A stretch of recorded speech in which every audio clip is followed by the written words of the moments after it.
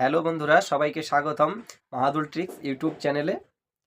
আমি মাহাদুল শেখ। আজকের আমরা আলোচনা করব কৃষি দপ্তর প্রকল্প নিয়ে। কি কি উপাদান, কি উদ্দেশ্য এবং কারা করতে পারবেন, কি ডকুমেন্টস লাগবে সেটাই নিয়ে আমি বলবো। তো আমি একটা স্ক্রিনশট সাইটে বা একটা স্ক্রিনশট আপনারা দেখতে পাবেন। তো সেই স্ক্রিনশটের মাধ্যমে আপনারা নিজেরাও পড়ে নিতে পারবেন কি লাগবে, এবং আমি সেটা আপনাদেরকে পড়ে শোনাবো। আপনারা চাইলে শুনতে পারেন এবং আপনারা চাইলে স্ক্রিনশটটা নিজেরা দেখে পড়ে নিতে পারেন। তো চলুন শুরু করা যাক। তো প্রকল্পের নাম হলো কৃষি পরিকাঠামো তহবিল প্রকল্প, কৃষি দপ্তর। উদ্দেশ্য, কি উদ্দেশ্য ছিল? পশ্চিমবঙ্গের একটি বড় অংশের মানুষের আয়ের একটি প্রধান উৎস হচ্ছে কৃষি ও কৃষি সংক্রান্ত কার্যকলাপ। অধিকাংশই ক্ষুদ্র প্রান্তিক কৃষক, সুতরাং কৃষির উন্নয়ন ও উৎপাদন পরিবর্তী পর্যায়ে এগিয়ে নিয়ে যাওয়ার জন্য পরিকাঠামোর ভূমিকা অত্যন্ত গুরুত্বপূর্ণ।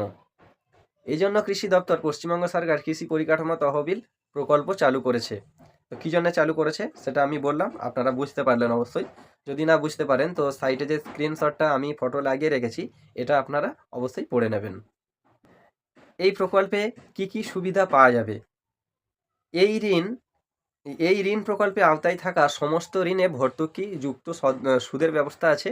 সর্বোচ্চ 2 কোটি টাকা পর্যন্ত ঋণের বার্ষিক 3% সুদ। ঋণের এই ভর্তুকি ব্যবস্থা সর্বাধিক 7 বছরের জন্য পাওয়া যাবে। ঋণের পরিমাণ 2 কোটি টাকার বেশি হলে সুদে ভর্তুকি 2 কোটি টাকা পর্যন্ত সীমিত থাকবে। প্রাথমিক কৃষি সমবায় সমিতির PSCS এর জন্য 2 কোটি টাকা পর্যন্ত ঋণের ক্ষেত্রে কার্যকর সুদের হার হচ্ছে 1%। আর 2 কোটি টাকা পর্যন্ত ঋণের ক্ষেত্রে ঋণ নিশ্চয়তা সুবিধা, ক্রেডিট গ্যারান্টি ফ্যাসিলিটি থাকছে।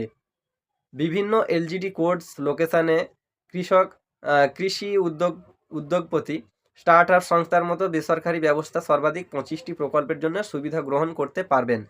25টা প্রকল্প কিন্তু সুবিধা গ্রহণ করতে পারবেন। CHS, MIDH, AMI প্রভৃতি সরকারি প্রকল্পের আওতায় থাকা অনুদান ও ভর্তুকি এই প্রকল্পের সঙ্গে মিশিয়ে দেওয়া যেতে পারে।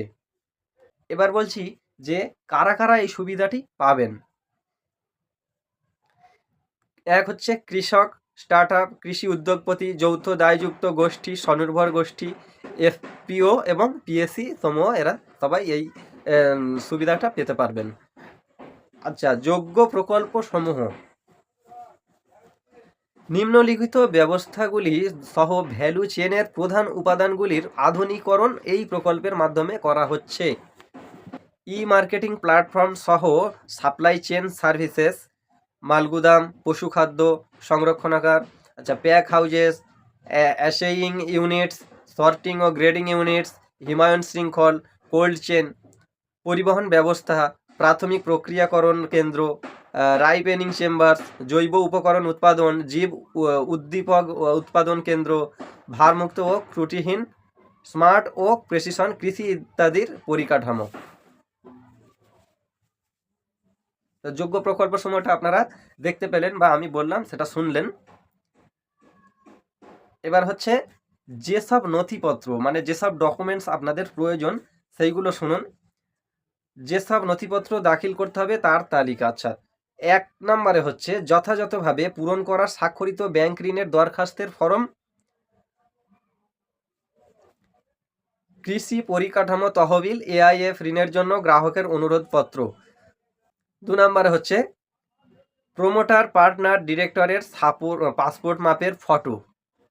আচ্ছা, 3 নম্বরে হচ্ছে পরিচয় প্রমাণের ভোটার পরিচয়পত্র, প্যান কার্ড, আধার কার্ড, ড্রাইভিং লাইসেন্স। এবারে কথা হলো আপনার ঠিকানার জন্য কি ডকুমেন্টস লাগবে সেটা বলছি। ঠিকানার জন্য বাসস্থানের প্রমাণের জন্য ভোটার পরিচয়পত্র, passport, Aadhaar card, driving licence, electric bill, সাম্প্রতিক কালে জমা দেওয়ার সম্পত্তি ট্যাক্সের বিল, ইলেকট্রিক বিল, এগুলো কিন্তু দিলে 3 মাসের আগের যে ভ্যালিডগুলো থাকে সেগুলোই বিল দেবেন, মানে অনেক পুরনো বিল জমা করবেন না। ব্যবসার অফিস, নিবন্ধীকৃত অফিসের ক্ষেত্রে ইলেকট্রিক বিল, সাম্প্রতিক কালে জমা দেওয়া সম্পত্তি ট্যাক্সের রসিদ, কোম্পানির ক্ষেত্রে অন্তর্ভুক্ত শংসাপত্র এবং পার্টনারশিপ ফার্মের ক্ষেত্রে নিবন্ধকরণ শংসাপত্র। 5 নম্বর হচ্ছে নিবন্ধনের প্রমাণ। কোম্পানির ক্ষেত্রে আর্টিকেল অফ অ্যাসোসিয়েশন, পার্টনারশিপের ক্ষেত্রে রেজিস্টার অফ ফার্মের নিকট করা ফার্ম নিবন্ধনের শংসাপত্র, MSME এর ক্ষেত্রে জেলা শিল্প কেন্দ্র, ডিস্ট্রিক্ট ইন্ডাস্ট্রি সেন্টার ডিআইসি নিবন্ধনের শংসাপত্র, উদ্যোগ আধার কপি। 6 নম্বরে হলো যদি থাকে তাহলে গত 3 বছরের আয়কর রিটার্ন। 7 নম্বরে হলো যদি থাকে তাহলে গত 3 বছরের অডিট করা ব্যালেন্স শিট। 8 নম্বর হলো প্রযোজ্য হলে জিএসটি সার্টিফিকেট।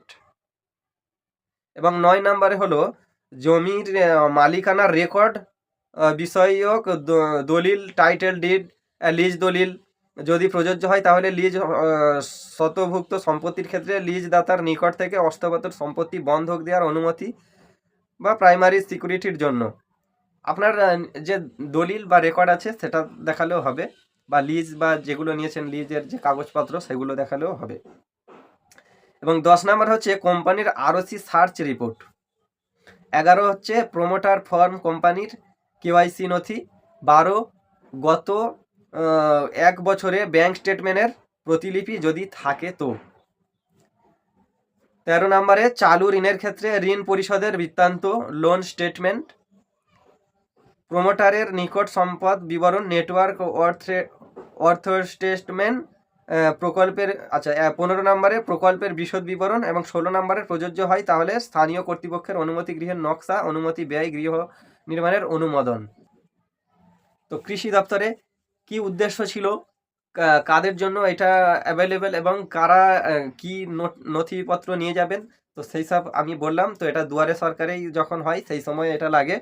আপনারা যখন দুয়ারে সরকার হবে তখন কিন্তু এই কাজটা করবেন, সবসময় এসব কাজ হয় না, দুয়ারে সরকারের কাজটা রানিং থাকে। তো আজকের ভিডিও এই পর্যন্ত। পরবর্তী অন্য কোনো প্রকল্প যদি জানতে চান তো অবশ্যই আমাদের সঙ্গে সাবস্ক্রাইব করে রাখুন। পশ্চিমবঙ্গের যত কিছু প্রকল্প আছে আমি সব কিছু নিয়ে ভিডিও করব, কি সুবিধা পাবেন কি না পাবেন কিভাবে করবেন আমি সব A to Z প্রসেস আপনাদেরকে বলবো বা গাইডলাইন দিতে থাকবো। এবং আমি ফর্ম ফিল আপ এগুলো কীভাবে করতে হয় সেগুলো আমি আপনাদেরকে জানাতে থাকবো। তো আজকের ভিডিও এই পর্যন্ত, পরবর্তী ভিডিওতে আবার দেখা হবে। ধন্যবাদ।